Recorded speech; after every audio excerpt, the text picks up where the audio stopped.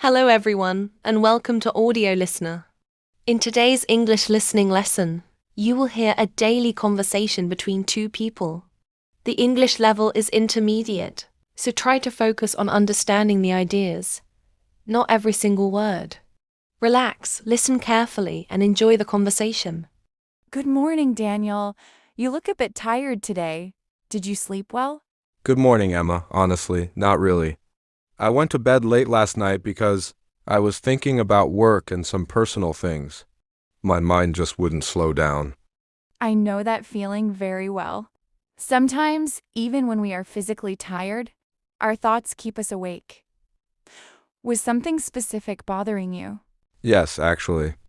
I've been feeling a bit stressed about my daily routine. Every day feels rushed and I don't feel like I have enough time for myself. That sounds difficult. Can you describe what a normal day looks like for you? Sure, my day usually starts very early, around 6 in the morning. As soon as I wake up, the first thing I do is reach for my phone. I tell myself I'll just check it for a minute, but that minute often turns into 10 or 15. I scroll through messages, notifications, and news, and before I realize it, I already feel rushed. After that, everything feels fast.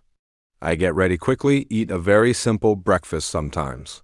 I even skip it, and then I rush out of the house. During the day, work keeps me busy nonstop. There's always something to do, someone to reply to, or something to fix. By the time I come home in the evening, I feel mentally and physically drained. Even though I'm at home, my mind is still at work. That's very true. Stress doesn't only affect the body, it deeply affects the mind as well. Have you tried making any changes to reduce it? I've thought about changing my routine many times, but I always feel like I don't have enough time. It sounds strange, but changing habits feels like extra work. So I continue doing the same things even though I know they're not healthy. That's understandable, but sometimes small changes can create big results. Even tiny adjustments can improve how you feel. You're right. When you mentioned waking up 10 minutes earlier and avoiding the phone, it really made sense to me. My phone is probably one of the biggest reasons I feel rushed and distracted in the morning. Maybe starting the day more calmly could change the rest of the day too. Technology helps us, but it also controls us if we're not careful. Do you think it affects your stress levels? Absolutely. I often use my phone without any real purpose. I open one app, then another, and suddenly 20 or 30 minutes are gone. After that, I feel guilty and even more stressed because I wasted time instead of resting. What's worse is that my mind never truly disconnects. Even at night, I'm checking messages or thinking about things I saw online. I totally understand that. But here's something I learned from books like Atomic Habits and The 7 Habits of Highly Effective People. The key isn't trying to overhaul your whole day, it's about tiny, intentional habits. For example, instead of thinking, I need an hour to myself, start with just 5 or 10 minutes. You could do something simple like journaling, meditating, or taking a short walk. The important part is to make it consistent. Even small daily steps create momentum, and over time, those 5 or 10 minutes grow into real, meaningful personal time. Another trick from Atomic Habits is to attach the new habit to something you already do. For instance, after brushing your teeth in the morning, you could spend 2 minutes planning your day or reflecting on your goals. The book calls this habit stacking, and it works really well because your brain already knows the first action. It just adds the second one naturally. And remember what Stephen Covey talks about in The 7 Habits, putting first things first.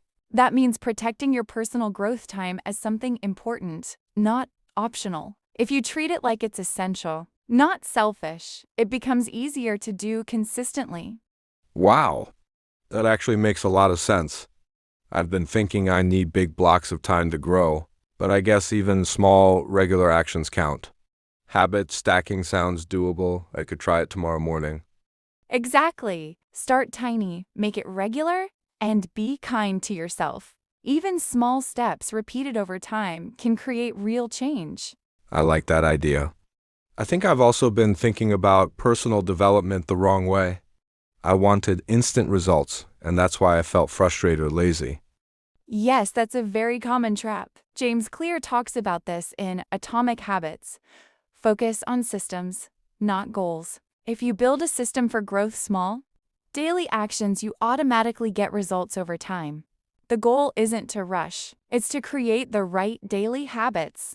I see. So instead of stressing about, I must improve fast, I just focus on doing something small every day.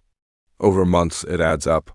Exactly. Consistency beats intensity. Even 10 minutes a day, done regularly, can lead to real transformation. It's the small, repeated actions that matter most. That makes me feel less pressured.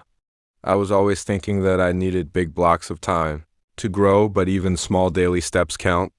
Absolutely. And don't forget, it's normal to feel guilty at first for taking time for yourself. But think of it as an investment, not indulgence. When you care for yourself, you're better at everything else too. For anyone listening, here are a few simple tips you can start today. Start with tiny habits, even 5 to 10 minutes counts. Stack your habits, attach new habits to things you already do every day. Protect your personal growth time. It's essential, not optional. Focus on systems, not results. Small, consistent actions matter more than rushing. See self-care as an investment in yourself, not laziness.